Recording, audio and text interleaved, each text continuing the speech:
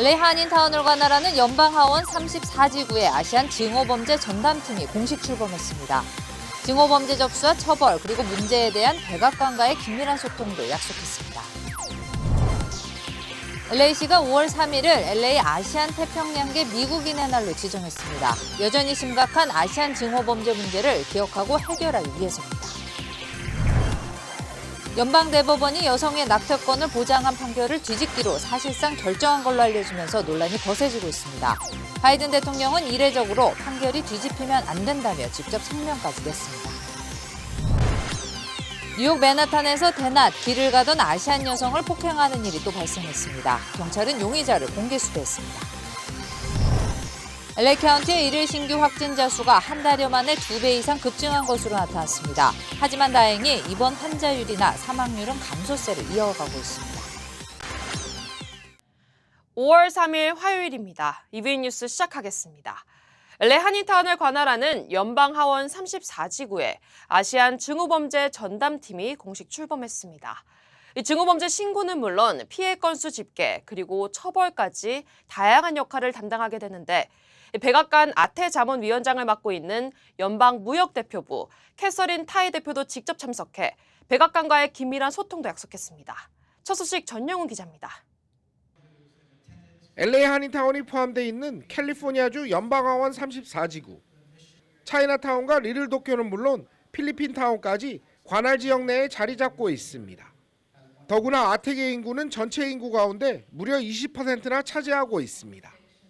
오늘 연방하원 34지구에서 캘리포니아주 최초로 아시안 증오범죄 전담팀이 공식 출범했습니다. The president, I think, has a national perspective. Mine is a LA 34th congressional perspective. I represent historic Filipino town, Koreatown, Little Tokyo, Chinatown, Little Bangladesh, and all these different Latino communities. 지금까지 각자 활동해온 아시안 비영리단체 20여 개가 하나의 창구로 역량을 모아 증오범죄 대응에 나선다는 계획입니다. 저희 한인회에서도 지금 일주일에 한 번씩은 아직도 그 아시안 증오범죄에 당하신 피해자분들이 저희 한인회를 찾아오고 계십니다. 그래서 일단 이제 그 태스크포스를 오늘 이제 출범을 시켰기 때문에 앞으로 이제 그 한 열 몇 개 되는 단체들이랑 같이 대화를 나누면서 전담팀은 주민들의 증오범죄 신고 접수는 물론 피해 통계 분석 그리고 예방 홍보까지 다양한 역할을 담당하게 됩니다. 저희는 미니멈으로 3개월마다 한 번씩 만나서 이게 아시안 증오범죄가 없어질 때까지 그리고 현재로서는 이제 첫 미팅이라서 여러 가지 현안을 이야기는 했지만 최종적으로는 필요한 부분을 이제 지미 고메스 연방 의원님께서 이제 법안을 상정을 해서 그런 걸 하나하나씩 풀어가기로 약속을 했습니다. 백악관 아태 자문위원장을 맡은 연방무역대표부 캐서린 타이 대표도 참석해 백악관과 긴밀한 소통도 약속했습니다. This task force is such an important part of coming together, bringing our communities together. It is a very diverse community to focus our minds and bring intentionality to how we can work together. LA 지역 아시안 증오범죄 대응의 구심점 역할을 담당하게 될 이번 전담팀은 우선 내년 1월까지 활동을 이어나갈 계획입니다. LA에서 SBS 전영웅입니다. 5월은 LA시가 지정한 아태 문화유산의 달입니다. LA시는 오늘인 5월 3일을 LA 아시안 태평양계의 미국인의 날로 지정했습니다. 이 팬데믹 기간 수면 위로 올라온 아시안 증오범죄를 기억하고 해결하기 위해서입니다. 김윤아 기자가 취재했습니다. LA Day. 지난 팬데믹 기간 증오범죄에 타겟이 되면서 타 커뮤니티보다 훨씬 큰 피해를 입은 아시안 커뮤니티. LA시에서만 아시안 증오범죄는 무려 76% 급증했고 아시안계 운영업소들은 고객 80%가 급감하는 피해를 겪기도 했습니다. 5월 아시안 문화유산의 달을 맞아 LA 아태계의 날이 공식 지정됐습니다. 아시안 커뮤니티에 대한 시정부 차원의 적극적인 현안 해결과 지원을 약속했습니다. So to address these and other challenges, to increase representation and opportunity and better support, we created AAPI LA, and I'm so excited about it. 특히 30년 전 폭동 이후 꾸준히 LA시 발전에 기여한 아시안계, 특히 한인 사회의 피땀 어린 공로를 강조했습니다. Korean community has gone through so much. We celebrated 30 years of resilience, of survival with Saigu just this weekend. And we know that this city would not be the strong city it is without the Korean American bravery, courage, and heart. 존 리 LA 시의원은 4.29 이후 정치-경제적으로 급성장해온 한인 사회에 주목했습니다. 아태계의 날이 지정되기까지 많은 한인들의 노력과 희생이 있었다고 강조했습니다. If we can point to anything positive about the LA riots, is especially for the Korean American community, it really made us understand that if we didn't speak up, we would continue to be ignored. We felt invisible that day. Our community was being attacked. LA시 정부는 지난해부터 진행해온 아시안 혐오 대응 공익 광고 캠페인도 확대 시행할 방침입니다. LA에서 SBS 김윤아입니다. 다음 소식입니다. 캘리포니아주가 첫 주택 구매자들을 위한 새로운 정부 지원 프로그램을 론칭했습니다. 처음으로 집을 구매하려는 주민들에게 집값의 10%까지 무이자로 다운 페이먼트를 대출해주는 프로그램입니다. 단 5년 이상 구매한 집에 거주해야 하며 거주하고 있는 카운티의 중간소득 기준의 80% 이하여야 합니다. LA 카운티의 경우 연소득이 1인 기준 6만 8천 달러 이하여야 지원이 가능한 겁니다. 자세한 내용은 캘리포니아주 주택금융국 웹사이트에서 확인할 수 있습니다. 연방 대법원이 여성의 낙태권을 보장한 판결을 뒤집기로 사실상 결정한 걸로 알려지면서 논란이 거세지고 있습니다. 대법원의 결정문 초안이 유출된 건데 바이든 대통령은 이례적으로 판결이 뒤집히면 안 된다며 직접 성명까지 냈습니다. 워싱턴에서 김윤수 특파원입니다. 미국 정치 전문 매체 폴리티코는 여성의 낙태권 보장 판례를 뒤집는 내용이 담긴 미 연방대법원의 결정문 초안을 공개했습니다. 보수 성향의 사무엘 엘리토 대법관이 작성한 초안에는 해당 판결이 터무니없이 잘못됐다며 판결을 뒤집기로 결론 내렸다고 돼 있습니다. 다른 보수 성향 대법관 4명도 같은 의견인 걸로 전해졌습니다. 미 연방대법원은 지난 1973년 임신 24주 전에는 낙태를 허용하게 하는 이른바 로 대 웨이드 판결을 내렸고 이 판결은 50년 동안 여성의 낙태권을 보장하는 법률 역할을 해왔습니다. 반세기 만에 낙태권이 사라질 수 있다는 소식에 대법원 앞에선 거센 반대 시위가 벌어졌습니다.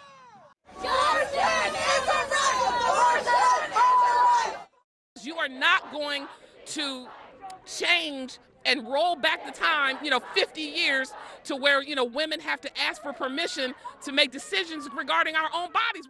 사상 초유의 대법원 결정문 유출에 바이든 대통령도 이례적으로 반대 성명을 내놨습니다. If this decision holds, it's really quite a radical decision. It's a fundamental shift in American jurisprudence. 바이든 대통령은 대법원이 결정을 뒤집으면 의회에서 새 법을 만들어 낙태권을 보장하겠다면서 오는 11월 중간선거에서 민주당을 지지해달라고 호소했습니다. 워싱턴에서 SBS 김윤수입니다. 네, 워크 퍼밋이 만료됐더라도 연장 신청한 경우에는 1년 반 이상 더 근무할 수 있게 됐습니다. 연방이민서비스국은 워크 퍼밋을 자동 연장 기간을 현재 180일에서 540일로 대폭 늘린다고 밝혔습니다. 당장 내일인 5월 4일부터 시행됩니다. 이민국의 이번 조치는 최근 들어 워크퍼밋 신청서가 무려 150만 건이나 적체돼 도중에 만료되는 외국 인력들이 취업을 못하는 상황까지 빚어지자 마련됐습니다. 심각한 인력난도 대처할 수 있는 정책이라는 설명입니다. 이민국의 워크퍼밋 자동 연장 확대 조치로 외국 인력 8만 7천여 명이 즉각적인 혜택을 받게 될 전망입니다. 네, 앞서 전해드린 것처럼 아시안 증오범죄에 대한 로컬과 연방정부 차원에서의 노력은 계속되고 있지만 실생활에서의 증오범죄 사건은 끊이지 않고 있습니다. 뉴욕 맨하탄에서 대낮 길을 가던 아시안 여성이 폭행을 당하는 일이 또 발생했습니다. 전영훈 기자입니다. 건널목을 지나는 한 아시안계 노인에게 누군가가 갑자기 달려듭니다. 노인은 길을 채 못 건너서 달려드는 괴한을 발견하고 오던 길로 되돌아갑니다. 손을 뻗어 도움을 요청해 보지만 결국 뒤따라온 괴한이 휘두른 주먹에 길바닥에 쓰러집니다. 지난달 24일 뉴욕 맨하튼 첼시 지역 9가와 19가 부근에서 벌어진 아시안 증오범죄입니다. 흑인으로 추정되는 용의자는 현장에서 곧바로 달아난 것으로 알려졌습니다. 폭행 피해를 당한 60대 아시안계 노인은 사건 직후 병원으로 옮겨져 치료받았습니다. 뉴욕 경찰은 이번 사건을 아시안계에 대한 증오범죄로 판단하고 있습니다. 경찰은 감시 카메라에 포착된 용의자를 수배하고 증오범죄 전담반에 사건을 배정해 수사를 진행하고 있습니다. LA에서 SBS 전영웅입니다. 코로나 소식입니다. LA 카운티의 일일 신규 확진자 수가 한 달여 만에 2배 이상 급증한 것으로 나타났습니다. 바바라 퍼레어 LA 카운티 보건국장은 지난 일주일 동안 평균 2,000명의 일일 신규 확진자를 기록하고 있다고 밝혔습니다. 지난 3월 말과 비교하면 200% 이상 급증한 수준입니다. 하지만 다행히 입원 환자율이나 사망률은 증가하지 않는 등 중증 환자는 되려 감소하고 있다고 설명했습니다. 보건국장은 전파력이 더 강한 스텔스 오미크론의 하위 변종 감염률이 증가했는데 오미크론에 감염됐던 사람들이 재감염되는 경우가 많다는 점을 강조하며 부스터샷을 맞을 것을 권고하기도 했습니다. 지난달 전국 기업들의 인력난이 절정에 달한 것으로 나타나면서 인플레이션 지속 우려를 키우고 있습니다. 연방노동부는 지난달 기업들의 구인 건수는 1,155만 건으로 전달보다 20만 5천 건이나 증가했다고 밝혔습니다. 전문가 전망치인 1,120만 건을 상회한 결과로 역대 최다 기록입니다. 3월 퇴직자 수도 3%로 역시 사상 최다 기록을 경신했습니다. 전문가들은 이런 상황은 이미 추세로 자리 잡은 노동자들의 임금 상승 압박을 더 커질 것으로 전망했습니다. 노동자들의 임금 상승은 전 세계적인 인플레이션과 연준의 고강도 긴축을 초래할 가능성이 크다고 전문가들은 내다보기도 했습니다.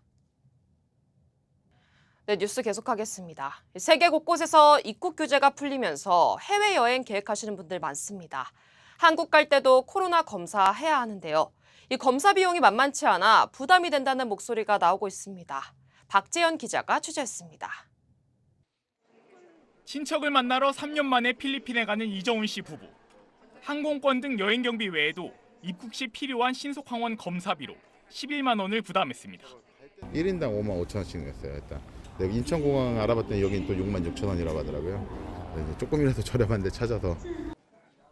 일본은 PCR 음성 확인서가, 미국은 PCR 또는 신속항원 검사 확인서가 있어야 하고 영국과 프랑스, 태국은 필요 없습니다. 독일과 이탈리아는 접종 증명서가 있으면 음성 확인서는 필요 없습니다. 한국에 돌아올 땐 검사비가 더 듭니다. 입국 1일차에 받는 PCR 검사는 보건소에서 무료로 가능한데 탑승을 위해 출국 48시간 내에 받는 PCR 검사비는 개인 부담입니다. 그냥 신속항원만 되면 한 15,000원 정도면 되는데 굳이 8만 원씩 내면. 여행 중 현지 병원을 예약해 검사 받긴 쉽지 않습니다. 그래서 음성 확인서를 빨리 내주는 공항 내 검사소를 주로 찾는데 문제는 금액입니다.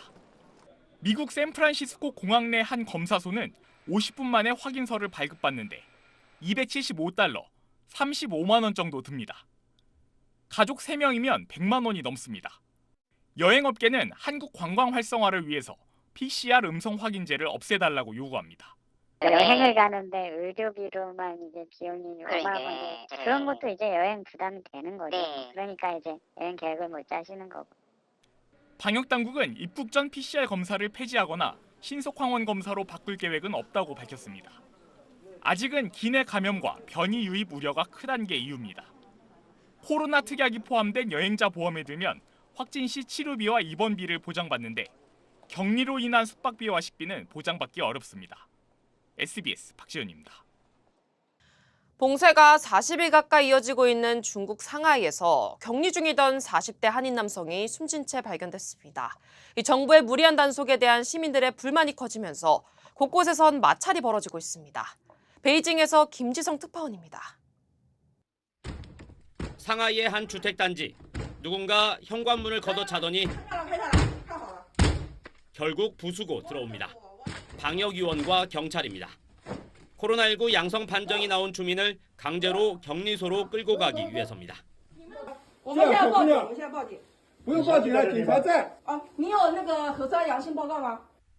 상하이와 인접한 자싱시에선 중학생과 교사 2,200여 명이 한밤중 단체로 격리소로 이송됐습니다.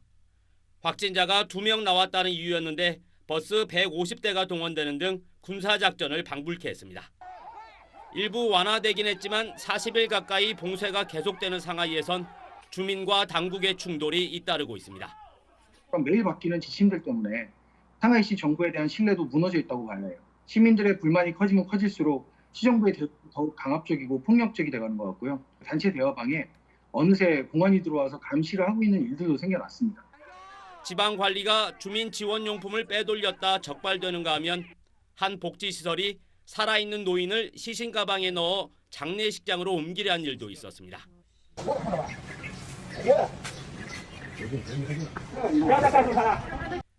이런 가운데 우리 교민인 40대 남성이 자가격리 중 심장마비로 숨진 것으로 확인됐습니다. 중국 당국은 비리 관련자들을 서둘러 징계하는 등 악화한 민심을 수습하기 위해 안간힘을 쓰는 모습입니다. 베이징에서 SBS 김치성입니다. 네, 북한이 대규모 열병식 이후 기념행사 사진을 연일 공개하며 핵무력 과시를 이어가고 있습니다. 북한 핵실험 위기감도 높아지고 있는 가운데 한중 북핵 특별대표가 만났습니다. 김민정 기자입니다. 지난달 25일 대규모 열병식이 끝났지만 김정은 총비서는 기념사진으로 열병식의 여운을 이어가고 있습니다.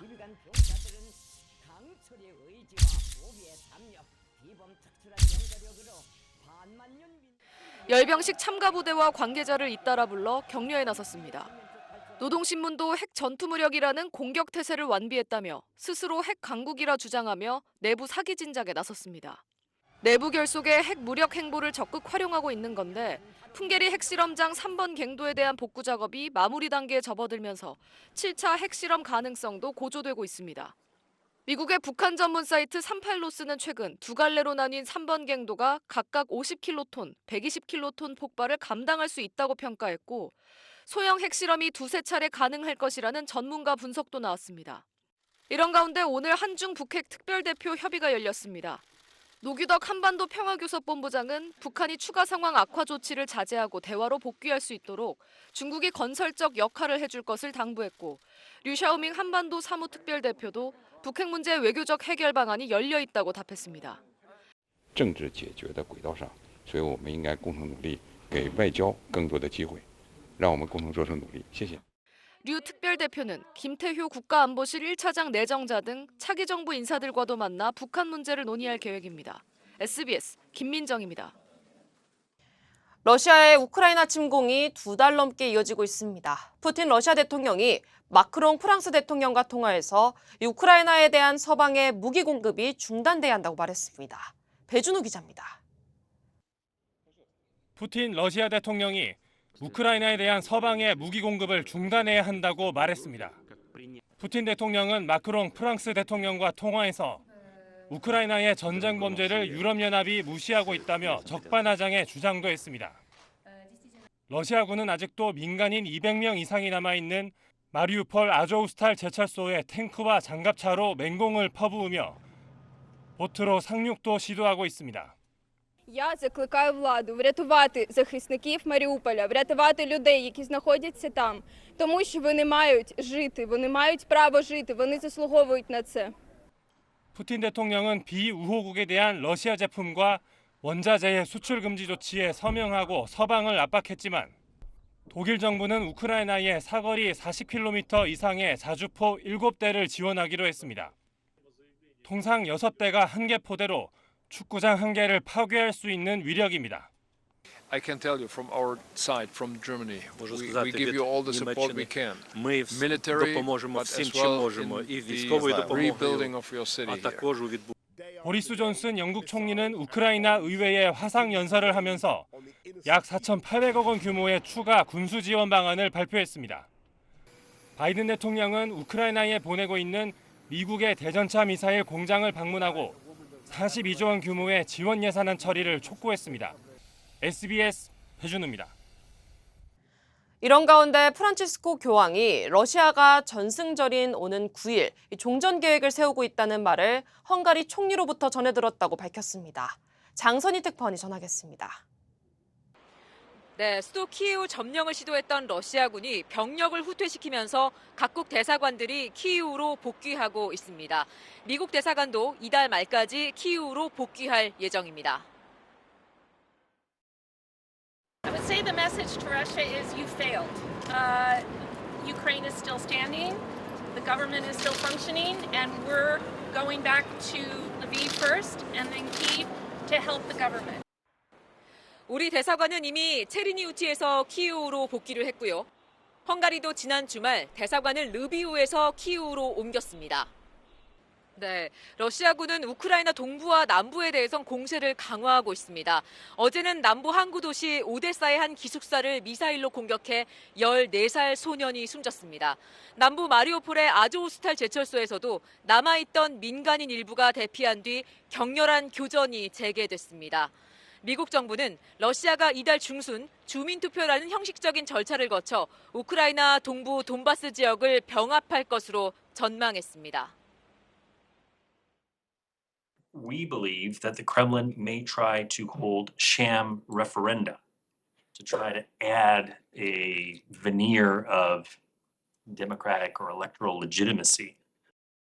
러시아 참모총장격인 총참모장이 돈바스를 방문했다가 파편에 부상을 입었다는 보도도 나왔는데 미 국방부는 방문은 맞지만 부상 여부는 확인할 수 없다고 밝혔습니다. 이런 가운데 프란치스코 교황이 러시아가 전승절인 오는 9일 종전 계획을 세우고 있다는 말을 헝가리 총리로부터 전해 들었다고 밝혔는데요. 친러 성향이 강한 인물로 꼽히는 오르반 헝가리 총리 발언의 경위에 관심이 쏠리고 있습니다. 지금까지 루마니아 부쿠레슈티에서 SBS 장선입니다. 기시다 일본 총리가 올 7월 참의원 선거에서 이 개헌을 중요 공약으로 내걸겠다는 뜻을 밝혔습니다. 전쟁 포기와 함께 전투력을 보유하지 않도록 규정하고 있는 일본 헌법 구조를 바꾸겠다는 건데 도쿄에서는 대규모 개헌 반대 집회가 열렸습니다. 도쿄에서 박상진 특파원입니다. 도쿄 도심의 한 공원에 시민 15,000여 명이 모였습니다. 자민당을 중심으로 일본 정치권이 추진 중인 헌법 개정에 반대하는 사람들입니다. 憲法違反のことばっかりやってきたその人たちが一番憲法を変えろと言ってるんですよね。それは本当におかしなことだと思います。 집회에 참가한 시민들은 개헌과 전쟁 반대는 물론 여성 차별과 역사 왜곡 등에 대한 비판도 이어갔습니다. 일본 헌법 구조는 전쟁 포기와 전력 비보유를 분명히 하고 있는데 따라서 자위대 보유 자체가 위헌이라는 논쟁이 계속되었습니다. 그런데 최근 발표된 여론조사를 보면 개헌에 찬성하는 이들이 크게 늘었습니다. 우크라이나 전쟁과 북한의 핵, 미사일 개발 등 안보 우려가 반영됐다는 분석입니다. 아베 전 총리와 비교해 개헌에 소극적이라는 평가를 받아온 기시다 총리는 국제 정세가 급변하는 가운데 개헌에 대한 의혹을 숨기지 않고 있습니다. 憲法改正への挑戦は決して容易なものではありません。我々は挑戦し続けなければならないのです。 개헌을 위해선 일본 중의원과 참의원 양쪽에서 3분의 2를 넘겨야 하고 국민투표 과반 찬성이 필요합니다. 기시다 총리는 자위대 위헌 논쟁에 종지부를 찍겠다며 오는 7월 참의원 선거의 핵심 공약으로 개헌을 내걸겠다고 밝혔습니다. 도쿄에서 SBS 박상진입니다. 네, 내일부터 뉴저지주 내 식당과 마켓 그리고 편의점 등에서 일회용 플라스틱백 사용이 금지됩니다. 그 외 주요 한인사회 소식을 이원정 기자가 정리했습니다.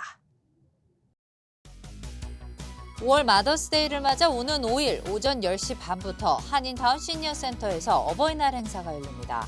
시니어센터는 오픈뱅크와 공동 주최, 남가주 한국기업협회 키타와 서울 메디칼그룹이 후원하는 이번 행사에서는 선착순 300명을 대상으로 무료 점심 식사와 쌀 한 포를 드리며 장구 공연과 경기 민요 독창, 한국 무용 등의 공연도 이어지면서 어르신들에게 즐거운 시간이 될 것이라고 밝혔습니다.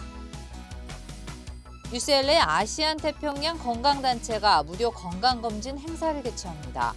오는 21일 토요일 오전 10시 반부터 오후 2시까지 한인타운 시니어 커뮤니티 센터에서 열리는 이번 건강 박람회에서는 혈압과 체지방, 포도당, 콜레스테롤, B형 간염, 치아, 시력 검사 등 다양한 건강 서비스가 제공됩니다. 내일부터 뉴저지주 내 식당과 마켓, 편의점 등에서 일회용 플라스틱백 사용이 금지됩니다. 필 머피 주지사는 지난 2020년 11월 제정된 일회용 플라스틱 제품 사용 금지법이 18개월 유예 기간을 거쳐 내일부터 시행된다고 밝혔습니다. 이를 위반하다 적발될 경우 1회에는 구두 경고, 2회엔 최대 $1,000, 3회 이상은 최대 $5,000 벌금이 부과됩니다. 오는 24일 실시되는 조지아주 당내 예비 경선 사전투표가 시작됐습니다.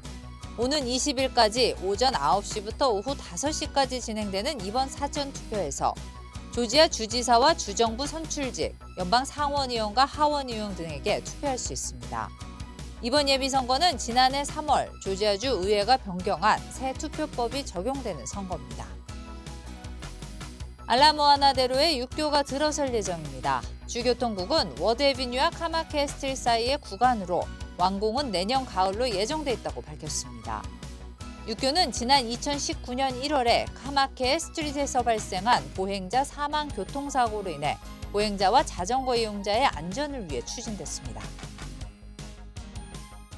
검찰 수사권을 대폭 축소하고 기소와 수사를 분리하는 이른바 검수완박 입법이 어제 마무리됐습니다. 문재인 대통령은 국무회의 일정을 늦춰가며 본회의에서 통과된 법안을 공포했습니다. 강청환 기자가 보도합니다. 본회의가 열리고 개정안 처리까지 불과 3분. 가결되었음을 선포합니다. 찬성 164표, 반대 3표, 기권 7표로 여야가 극한 대치했던 검찰 수사권 축소 입법이 26일 만에 마무리됐습니다. 의결된 형사소송법 개정안에는 넉 달 뒤부터 경찰 송치 사건에 대한 검찰의 보안 수사 범위를 대폭 축소하고 이른바 별건 수사를 원칙적으로 금지하는 내용이 담겼습니다. 한국형 FBI 가칭 중대범죄수사청 설치 논의를 위한 사법개혁특위 구성 결의안도 함께 의결됐습니다. 문재인 대통령은 임기 마지막 국무회의를 오전 10시에서 오후 2시로 늦춰 법률 공포안을 의결했습니다. 정치적 중립성과 공정성, 선택적 정의에 대한 우려가 여전히 해소되지 않았고 국민의 신뢰를 얻기에 충분하지 않다는 평가가 있었습니다. 문 대통령은 권력기관 개혁은 촛불정부의 큰 사명이자 국민의 염원이라며 후속 입법 과정에서 개혁 취지를 제대로 살릴 수 있도록 신속히 논의해달라고 당부했습니다. 민주당은 권력기관 정상화라며 환영했고 오늘의 성과는 대한민국 사법체계 전환을 위한 역사적 의미를 갖습니다. 권력기관 정상화 후속 입법에 한치의 흔들림 없이 나서겠습니다. 국민의힘 의원들은 국무회의 전 청와대 앞에 모여 민주당과 문 대통령을 성토했습니다. 검찰 수사권을 완전히 뺏어서 자신들이 범죄로부터 회피하고 도피하고 벌을 받지 않겠다는 심산 절대 용납하지 않습니다. 법안의 입법 행정 절차는 완결됐지만 위장 탈당 등 절차적 하자 여부를 두고 헌법재판소 등에서 법적 공방이 이어질 전망입니다. SBS 강청환입니다. 네, 정호영 보건복지부 장관 후보자는 청문회에서 아빠 찬스 논란에 대해 자신은 떳떳하다고 말했습니다. 한덕수 국무총리 후보자는 공직자 경험을 활용하는 걸 막는 건 납득하기 어렵다며 정관예우 논란에 맞섰습니다. 이 소식은 김기태 기자입니다. 후보자 지명 뒤 60여 건의 해명 자료를 쏟아내야 했던 정호영 복지부 장관 후보자의 인사청문회. 민주당 의원들은 자신이 병원장까지 지낸 경북대 의대에 두 자녀가 편입학하고 경북대 병원에서 발급받은 진단서로 아들이 병역 4급 판정을 받은 걸 집중 추궁했습니다. 정 후보자는 국민께 심려를 끼쳐 죄송하다면서도 건건마다 해명과 반박을 이어갔습니다. 도덕적으로도 떳떳하니 사퇴 의사가 없다는 입장도 재확인했습니다. 14만 의사들한테 부끄럽거나 죄송한 마음은 없으신가요? 네, 제가 떳떳하다고 생각했기 때문에 이 자리까지 왔습니다. 한덕수 총리 후보자는 고위공직과 김앤장 고문으로 간 이른바 회전문 인사 의혹에 대해 강한 어조로 맞섰습니다. 입법부가 정한 규정 내에서 자기가 가진 거를 활용하겠다. 그거를 막아야 된다는 거는 그건 저는 좀 납득하기 어렵습니다.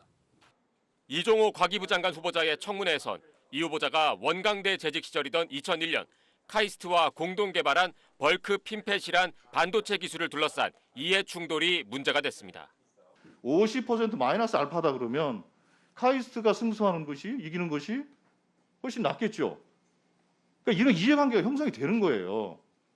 오늘은 국방부 이종섭, 해수부 조승환, 노동부 이정식 장관 후보자 인사청문회가 열립니다. SBS 김기태입니다. 한국의 코로나 수치는 완만한 감소세를 이어가고 있는 가운데 이 기존 스텔스 오미크론보다 전파력이 더 센 변이가 한국에서 처음으로 확인됐습니다. 미국에서 한국으로 입국한 50대 여성이 새 변이 확진 판정을 받았습니다. 한성희 기자입니다. 지난주 하루 평균 확진자는 5만 8천여 명으로 전주 대비 34% 줄었습니다. 위중증 환자와 사망자 모두 32% 정도씩 감소했습니다. 주간 신규 환자 발생이 6주 연속 감소하였습니다. 감소의 경향은 앞으로 한 달 정도 이상 계속될 것으로 생각합니다. 뚜렷한 감소세 속에 전국과 수도권에 이어 비수도권도 15주 만에 위험도가 중간으로 내려왔습니다. 방역 상황은 안정적이지만 변수는 새 변이의 출현입니다. 오미크론보다 전파력이 20% 센 스텔스 오미크론, 이보다 전파력이 많게는 27% 센 걸로 알려진 새로운 하위 변이가 국내에서 처음 확인됐습니다. 3차 접종을 마친 50대 여성이 미국에서 들어온 뒤 확진 판정을 받았습니다. 감염자의 상태는 현재까지 임상적으로 특이한 상황들이 보고되지는 않았습니다. 감염 의심자 부분에 있어서 현재 조사가 진행 중인데 독성이 더 강한지는 확인되지 않았지만 이 변이가 확산 중인 미국에선 지난주 확진자가 한 달 전보다 70% 늘었습니다. 남아프리카 공화국에선 또 다른 오미크론 하위 변이 BA4, BA5가 유행하며 확진자가 한 달 새 7배 증가했습니다. 이 변이들은 감염되거나 백신을 맞아 형성된 면역을 회피한다는 연구 결과도 있습니다. SBS 한성희입니다.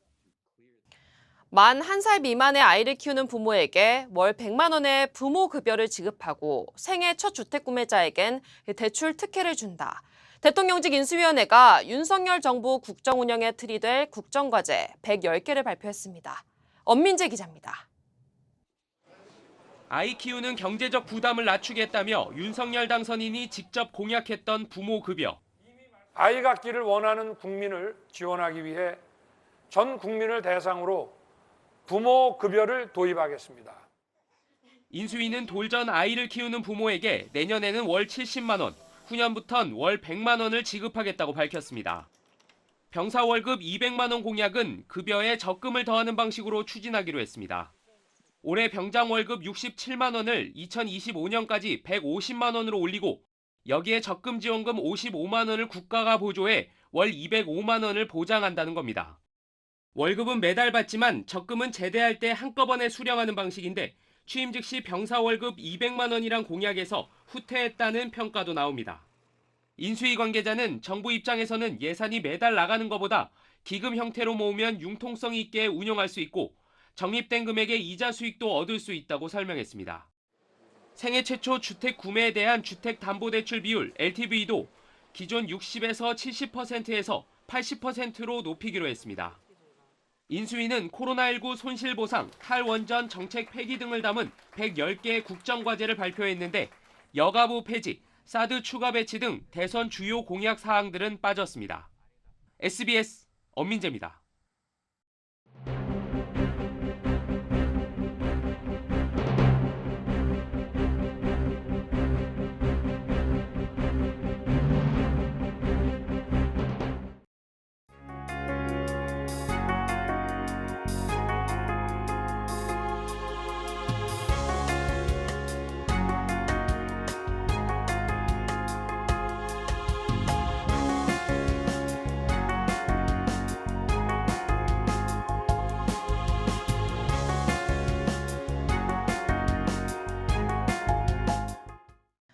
연방대법원이 낙태권 보장 판결을 뒤집기로 했다는 보도가 나온 이후 미국이 들썩이고 있습니다.